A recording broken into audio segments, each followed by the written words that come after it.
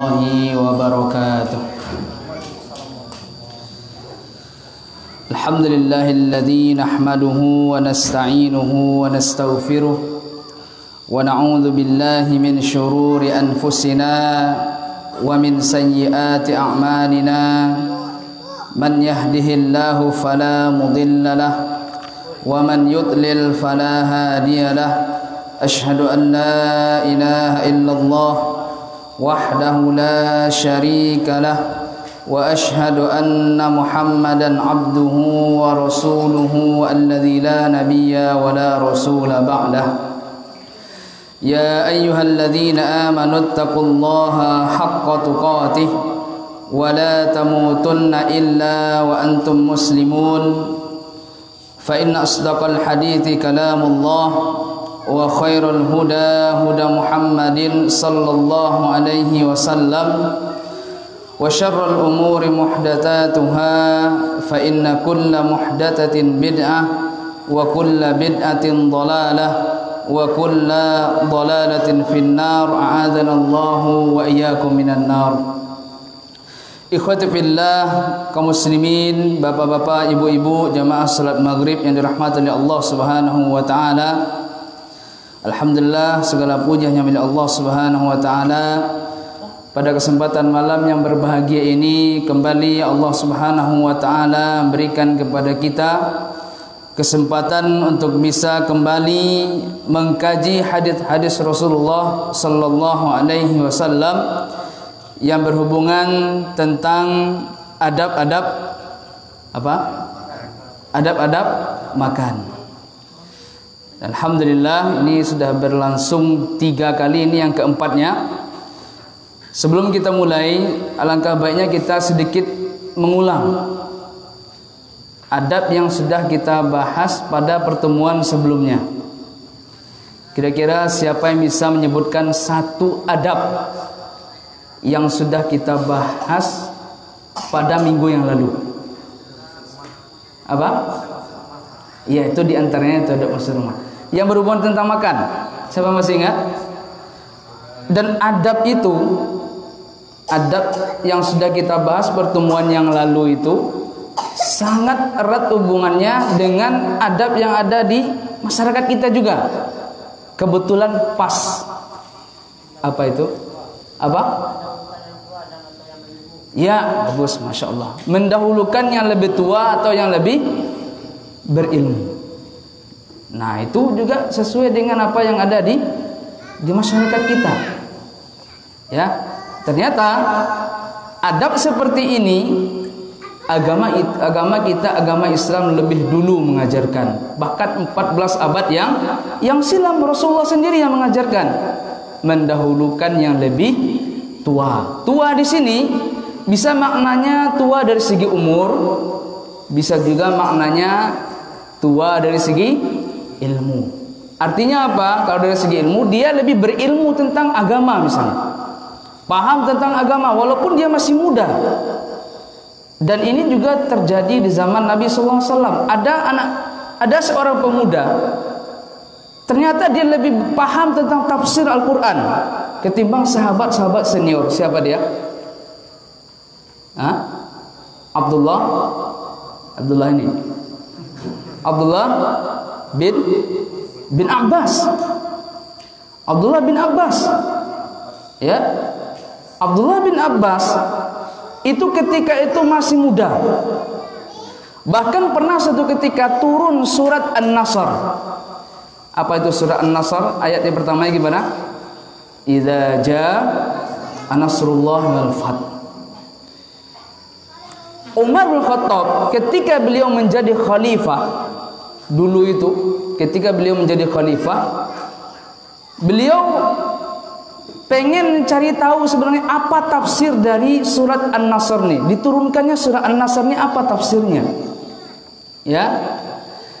Kemudian ditanya maka dikumpulkanlah para sahabat senior. Ya, dikumpulkan para sahabat senior. Di samping dikumpulkan para sahabat senior, Umar bin Khattab mengajak Abdullah bin Abbas. Ibnu Abbas diajak sama Umar bin Khattab. Sampai-sampai para sahabat senior mengatakan, kenapa ini dibawa anak kecil untuk untuk mengkaji masalah ini. Nah, sampai seperti itu.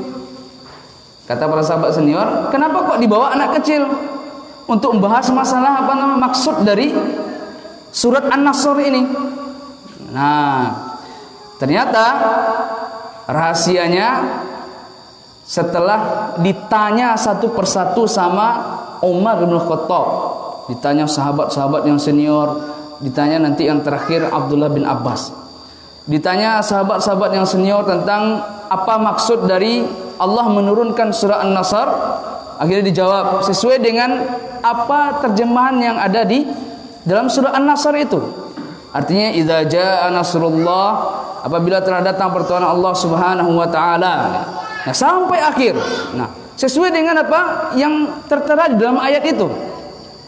Giliran Abdullah bin Abbas ditanya sama Umar bin Khattab.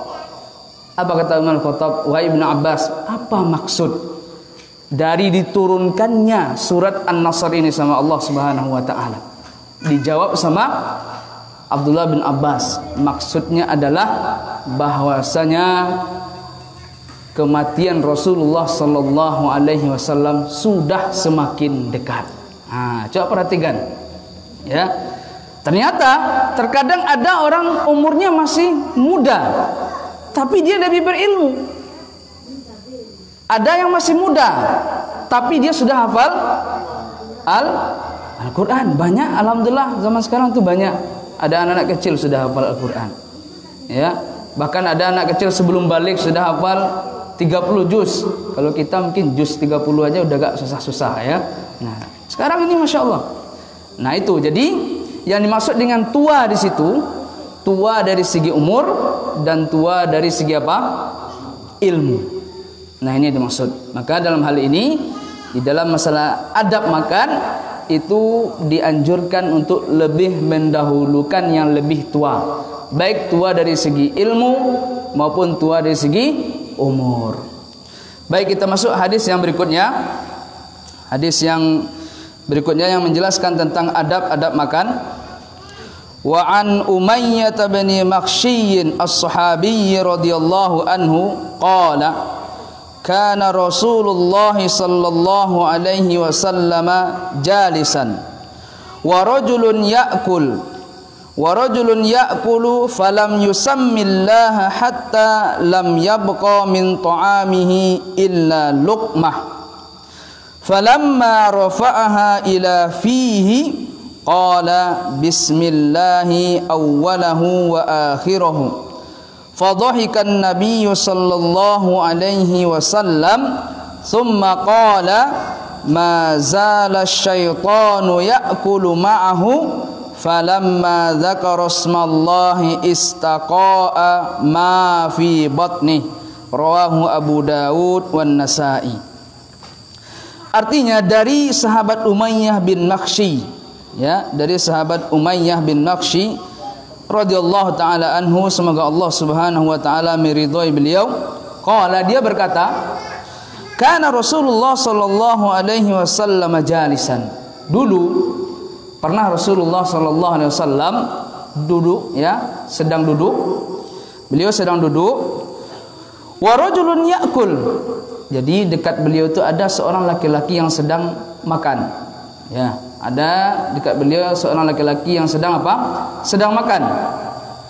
Falam yusammillaha. Dia tuh makan tapi tidak baca bismillah, ya. Dia makan tapi tidak baca bismillah. Hatta lam yabqa min ta'amihi illa luqmah. Sampai-sampai mungkin karena mungkin saking laparnya mungkin, ya, sampai lupa baca bismillah. Nah, mungkin diantara kita kadang juga seperti itu. Lihat hidangan yang Masya Allah kan, apalagi kayak sekarang ini, ya, masa-masa sekarang ini, Idul Adha, kemudian ayam tasyrik 3 hari. Karena mungkin lihat dan sejenisnya, sup dan terusnya, mungkin karena saking enaknya lupa baca bismillah, ya, langsung makan. Kemudian tidak ada yang tersisa dari makanannya, cuma tinggal 1 suap. Cuma tinggal 1 suap lagi. Sementara dia ini makan tidak baca bismillah. Falamma rafa'aha ila fihi, maka tatkala dia mengangkat satu suap nasi, ini tidak dijelaskan nasi atau tidak ya, manakala dia mengangkat satu suap makanan itu ke mulutnya, qala bismillahi awwalahu wa akhirahu, ternyata dia ingat belum baca bismillah, akhirnya dia baca apa? Doa ya, doa. Ketika lupa baca bismillah ya, apa doanya? Bismillahi awwalahu wa akhirahu. Dibaca sama dia ini. Fadhahikan Nabi sallallahu alaihi wasallam. Nabi ketika menyaksikan dia seperti itu, ketawa Nabi dia. Ya, ketawa dia. Kan agak lucu juga ya. Tinggal satu suap baru teringat ya.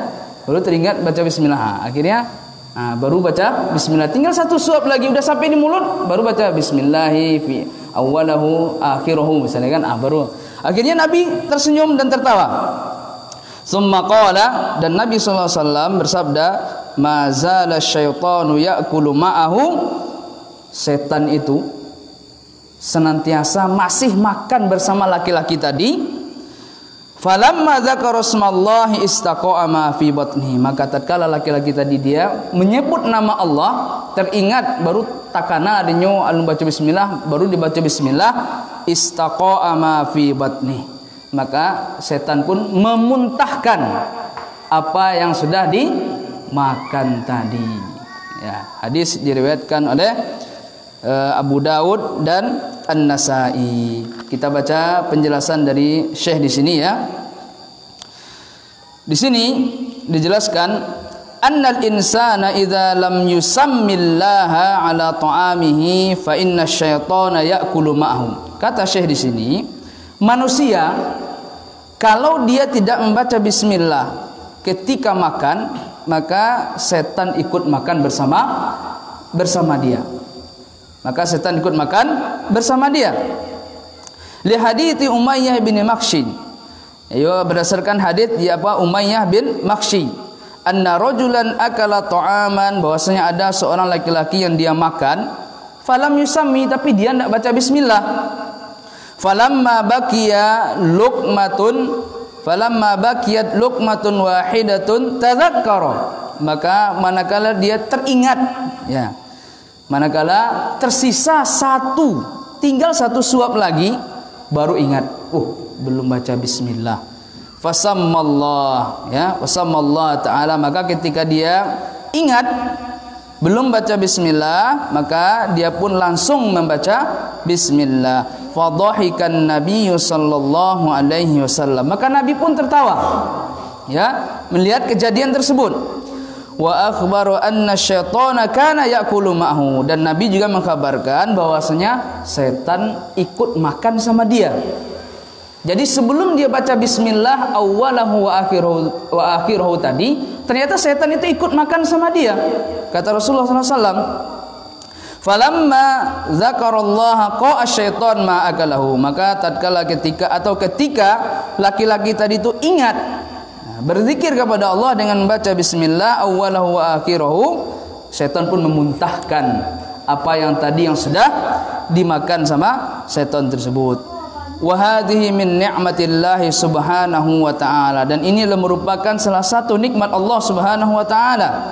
Anna syaitana yuhramu an ya'kula ma'ana idza sammayna fi awwalit ta'am, dan ini merupakan salah satu nikmat Allah subhanahu wa ta'ala, bahwasanya setan itu tidak bisa makan bersama kita. Dia tidak bisa makan bersama kita apabila kita membaca bismillah, menyebut nama Allah di awal kita makan. Wa kadzalika idza sammayna fi akhirih, begitu pula kata Syekh di sini, jika kita membacanya sudah tinggal satu suap lagi ya, kan cuma tinggal satu suap lagi itu. Nah, ketika kita ingat kemudian kita baca bismillah, dan itu pun setan tidak bisa makan bersama kita, dan itu dimuntahkan lagi sama setan yang sudah dimakan tadi.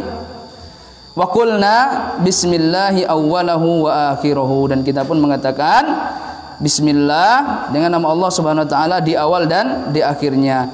fa inna ma akalahu yataqayyahu fayuhramu iyyah. Apabila kita tadi membaca bismillah awwalahu wa akhirahu, maka apa yang dimakan oleh setan tadi dimuntahkan kembali dan dia tidak bisa ikut makan.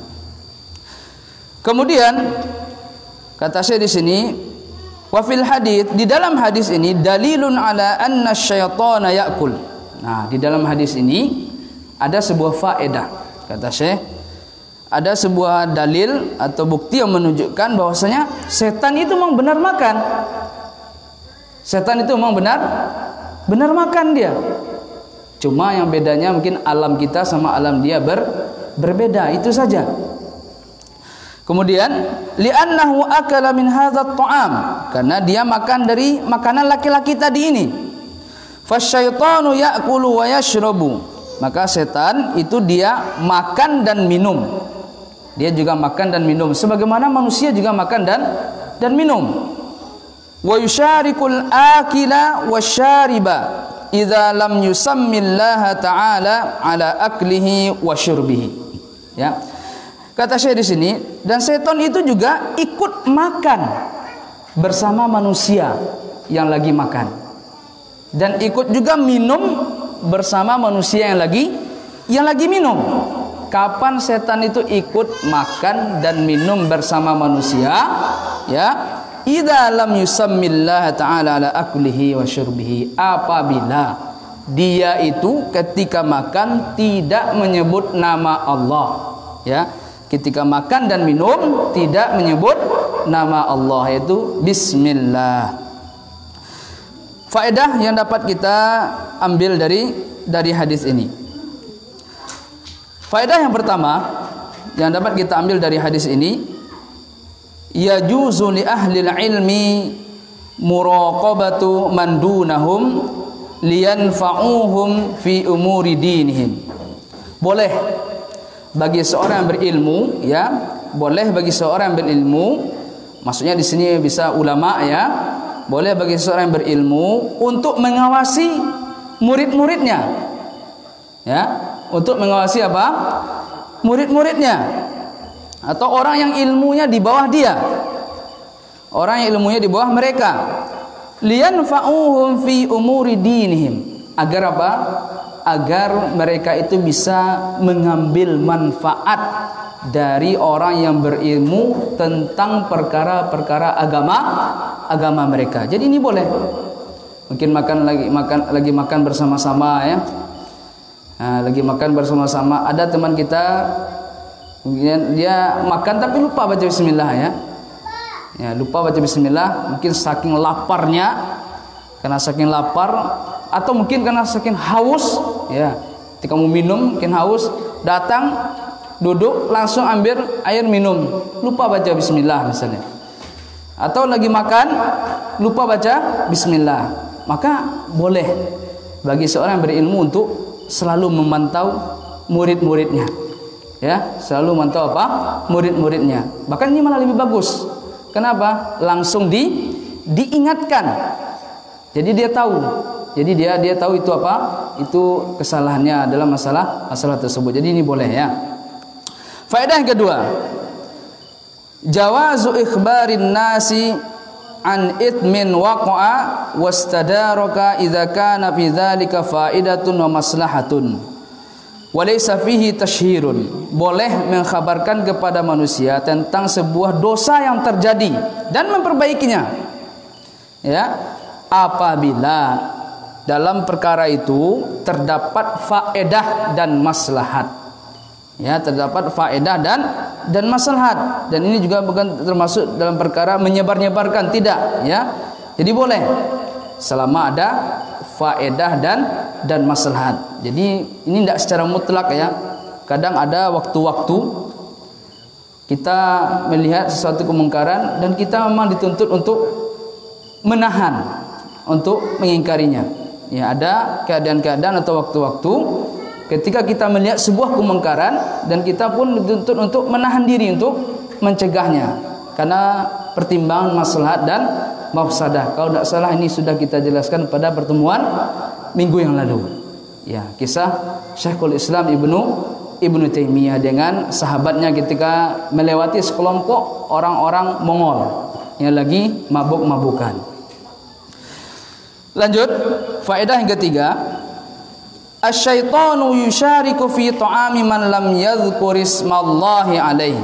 Setan itu dia akan ikut makan bersama orang yang tidak menyebut nama Allah. Ya, setan akan ikut makan bersama orang yang tidak menyebut nama Allah. Ini faedah yang ketiga. Yang keempat, faedah yang keempat. Udah nulis? Faedah yang keempat, inna dzikrallahi 'ala ta'ami walau lam yabqa minhu illa juz'un yasirun yuhramu syaitanu min kulli ma kana qad akala qabl. Nah, ini faedah yang keempat, sesungguhnya berzikir atau menyebut nama Allah ketika makan, walaupun yang tersisa itu cuma bagian kecil dari makanan kita itu, mungkin karena tadi lupa tadi ya mengucapkan bismillah, ya tinggal sedikit baru ingat, maka ketika itu setan pun tidak bisa ikut makan. Ya, setan tidak bisa ikut makan, bahkan dia juga akan memuntahkan apa yang sudah dia makan sebelumnya. Artinya dia tidak bisa ikut makan. Faedah yang kelima, as-sunnatu fi man nasiya dzikra ismillahi fi awwali ta'am an yadhkura dzalika man tadzakkara biqaulihi bismillahi awwalahu wa akhirahu. Faedah yang kelima, disunnahkan. Nah, di sini dikatakan disunnahkan ya. Bagi siapa saja yang dia lupa menyebut nama Allah ketika awal makan, hendaknya dia membaca zikir bismillahi awwalahu wa akhirahu. Akan tapi pendapat yang lebih kuat tentang membaca bismillah sebelum makan apa? Sunnah atau wajib? Kalau Syekh Muhammad bin Shalih Al-Utsaimin, beliau mengatakan adalah wajib. Walaupun ada ulama mengatakan hukumnya adalah sunnah muakkadah, tapi yang lebih kuat insyaallah adalah apa? Wajib. Baik, kita lanjutkan hadis yang berikutnya. Hadis yang berikutnya, wa an Aisyah radhiyallahu anha qalat kana Rasulullah sallallahu alaihi wasallam ya'kulu ta'aman fi sittatin min ashabihi fajaa'a a'rabiyyun fa'akalahu bi luqmataini faqala Rasulullah sallallahu alaihi wasallam ama innahu law samma lakafakum rawahu Tirmidzi wa qala haditsun hasanun sahih.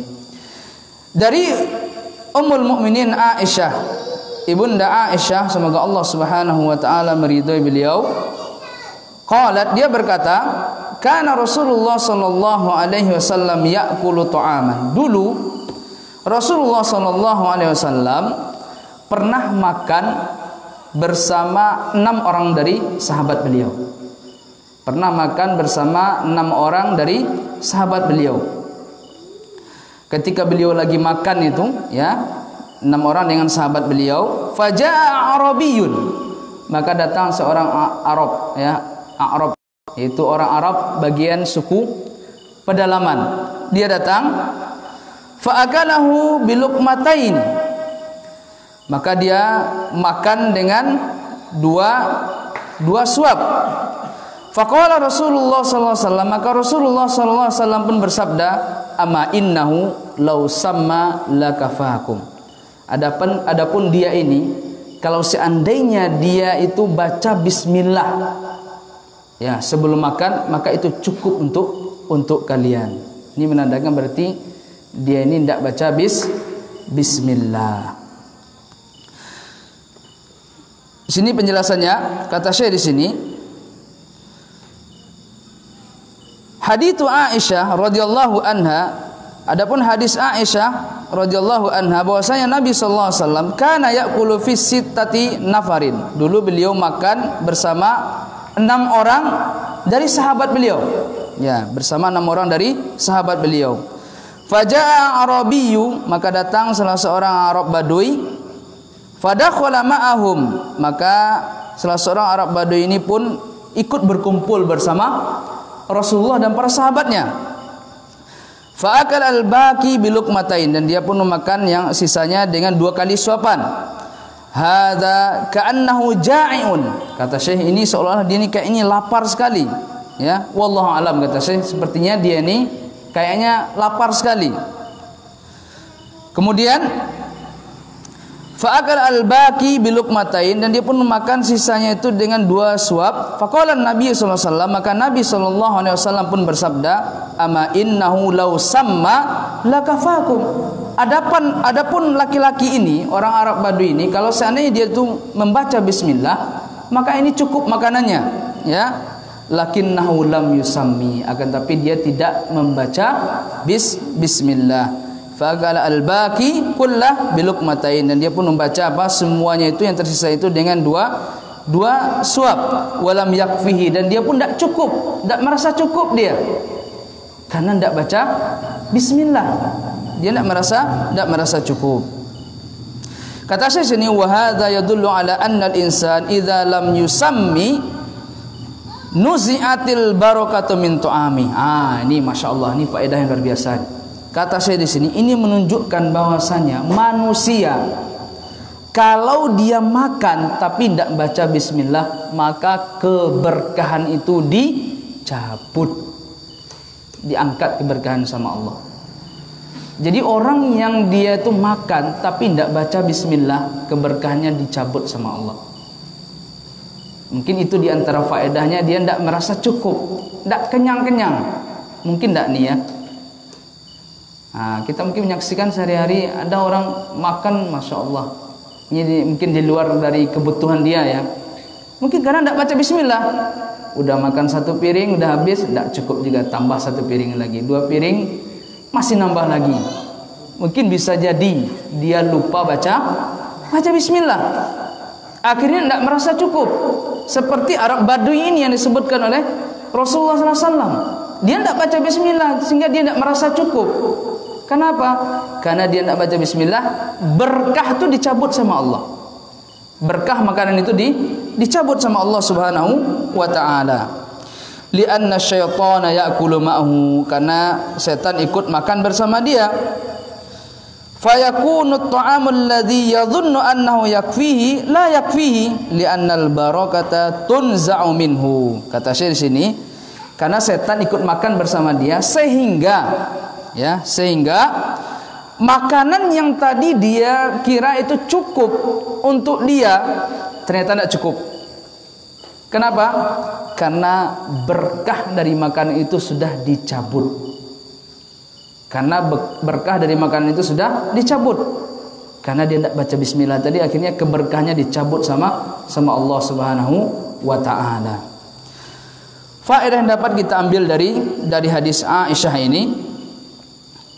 Faedah yang pertama, istihbabu al-ijtima'i 'ala at-ta'ami wa in kana qalila. Disunnahkan berkumpul terhadap suatu makanan. Artinya apa, kau makan basamu, ya. Disunnahkan berkumpul terhadap suatu makanan, ya. Wa in kana qalila, walaupun makanan itu sedikit. Walaupun makanan itu sedikit. Kalau orang yang bakhil itu, Bapak Ibu, ketika makanannya sedikit disembunyikan sama dia. Ya, wah, itu untuk awaknya tidak cukup, kan? Apalagi untuk basamu, kan? Ternyata di sini faedahnya disunnahkan untuk berkumpul kita. Dapat durian 1 misalnya ya. Dapat durian 1 biji. Temannya ada 10 orang. Gimana kira-kira? Ya enggak apa-apa berkumpul. Walaupun sedikit, kata apa di sini apa? Faedahnya. Walaupun sedikit. Karena ada hadis Nabi SAW, ta'amul wahid yakfi litsnain. Makanan yang 1 itu cukup untuk berdua. Makanan 1 cukup untuk berdua. Ada hadis Nabi menjelaskan ini. Intinya yang namanya berkah itu, ya, berkah itu walaupun sedikit, tapi kalau seandainya diberkahi sama Allah Subhanahu wa taala, maka kebaikan yang ada pada makanan itu akan selalu tetap ada. Ya, akan selalu tetap ada. Itu yang namanya berkah. Ada orang banyak, dia memiliki harta yang banyak, tapi karena hartanya itu tidak berkah, dia tidak pernah merasa cukup, tidak pernah merasa cukup.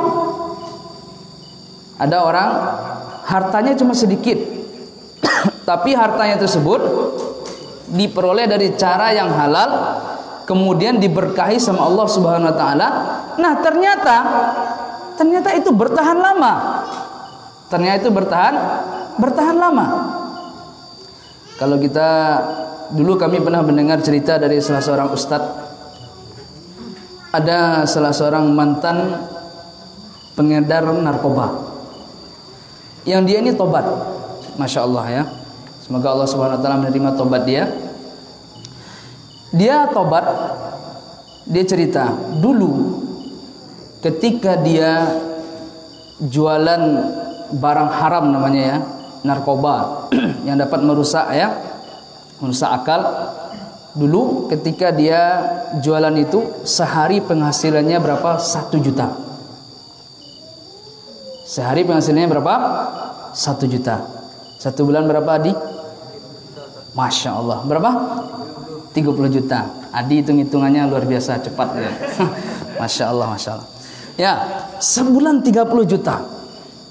Coba bayangkan, sebulan 30 juta. Kata dia, setelah dia mendapat hidayah, dia bercerita kepada salah seorang ustadz, dan ustadz itu pun tersebut menceritakan kepada kami pribadi. Setelah dia mendapat hidayah, maka tentu dia mengganti profesi yang lama, karena dia tahu itu adalah salah satu profesi yang diharamkan, cara memperoleh harta yang diharamkan oleh Allah Subhanahu wa taala. Maka dia tinggalkan itu. Dia bertobat dan tinggalkan profesi yang tadi. Akhirnya dia jualan ikan. Dia jualan apa? Ikan. Dia jualan ikan itu, dia cerita sehari itu bersih itu 50.000. Coba perbandingannya banyak sekali ya. Dari 950 ya, dari 1 juta yang biasanya sehari 1 juta, karena dia sudah tobat, penghasilnya beralih menjadi 50.000. Singkat cerita, dia cerita sama salah seorang ustadz tadi itu, sambil nangis dia cerita tuh, masya Allah. Preman bisa nangis kan, masya Allah kan. Dia sambil nangis cerita, Ustadz, dulu saya Ustadz, ketika saya masih jahiliyah, 1 juta tuh sehari itu mudah bagi saya Ustadz, bahkan lebih 1 juta katanya. Tapi yang anehnya Ustaz, duit 1 juta itu tidak tahu kemana perginya. Tidak tahu kemana perginya, habis saja gitu. Tidak bisa nabung saya Ustaz. Kan aneh kan? Coba bayangkan, berapa tadi di sebulan 30 juta ya. Nah, 30 juta itu tidak cukup bagi dia. Tidak tahu dia kemana perginya, habisnya kemana. Sekarang kata beliau, saya jualan ikan, sehari cuma 50.000. Masya Allah, cukup ternyata Ustaz untuk anak istri saya. Sambil nangis dia cerita itu. Terus Ustaz tadi nasihat dia, inilah yang namanya keberkahan. Ini yang namanya keberkahan.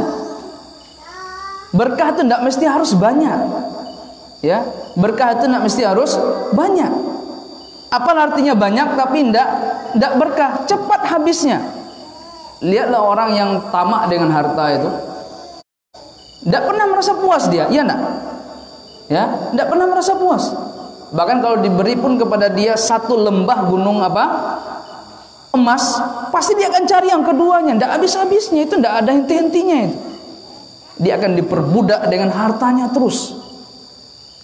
Nah, makanya kaya itu letaknya di sini. Kaya itu letaknya di sini. Merasa cukup tidak? Kalau udah penghasilan banyak tapi tidak merasa cukup, berarti masih miskin. Kalau seandainya kaya itu dapat standar kaya itu dinilai banyaknya harta kekayaan kita, aset banyak. Ya Rasulullah SAW seharusnya orang yang paling banyak dong aset dan harta kekayaannya. Tapi kita kalau baca sejarah bagaimana Rasulullah SAW, kehidupan beliau, masya Allah sederhana sekali. Ya, bahkan pernah beberapa bulan dapur beliau ndak berasap. Artinya ndak ada yang mau dimasak. Karena memang standar kaya itu bukan dinilai dari materi atau harta, tapi di sini letaknya qanaah, merasa cukup terhadap apa yang Allah berikan. Ya, kalau kita pernah membaca kisah kalau tidak salah Umar bin Khattab pernah mau bertamu ke tempat Rasulullah SAW. Ya, pernah bertamu ke tempat Rasulullah SAW. Ketika sampai di rumah Rasulullah SAW, beliau mendapati Rasulullah SAW itu tidur beralaskan dipan kayu. Dipan kayu. Nah, beliau tuh kalau habis bangun tidur tuh ada bekas-bekas dari punggung tuh. Bekas-bekas kayu. Nah, kita ini kalau zaman sekarang mana ada yang pakai itu ya? Minimal kasur kapuk. Kalau Nabi ternyata dari kayu itu. Nangis tuh Umar bin Khattab. Ya, nangis Umar bin Khattab. Kenapa Umar bin Khattab menangis? Orang-orang Persia hidup dengan mewah. Ya, bergelimangan harta kemewahan. Ternyata Rasulullah SAW hidupnya seperti ini katanya. Tapi Rasulullah SAW menasihati Umar bin Khattab, sesungguhnya dunia ini adalah surganya mereka. Surganya orang-orang kafir. Surganya orang beriman di mana? Di akhirat kelak nanti. Jadi intinya yang namanya kaya itu letaknya di hati, ya. Letaknya di hati. Laisal ghina an kathratil 'arad walakinnal ghina ghinan nafsi. Bukanlah kekayaan itu dinilai dari banyaknya harta, akan tetapi kaya itu kaya hati. Kalau kita merasa cukup dengan apa yang Allah berikan kepada kita, berarti kita sudah menjadi orang yang kaya raya. Nah, itu dia konsep kaya. Jadi yang pertama tadi, faedah yang pertama, disunnahkan untuk berkumpul terhadap satu makanan walaupun makanan itu sedikit. Habis waktu kan? Masih ada 3 faedah lagi. Pertemuan akan datangnya. Baik, insyaallah kita lanjutkan pada pertemuan yang akan datang. Baru 1 faedah dari hadis Aisyah. Ingatkan ya kalau kami lupa ya. Insyaallah kita lanjutkan faedah yang berikutnya. Wallahu taala alam bisawab. Jika ada benarnya itu datangnya dari Allah dan Rasulnya. Jika ada salah dan keliru itu datangnya dari diri kami pribadi dan dari syaitan. Kita tutup dengan doa kafaratul majlis. Subhanakallahumma wa bihamdika asyhadu an la ilaha illa anta astaghfiruka wa atubu ilaik. Assalamualaikum warahmatullahi wabarakatuh.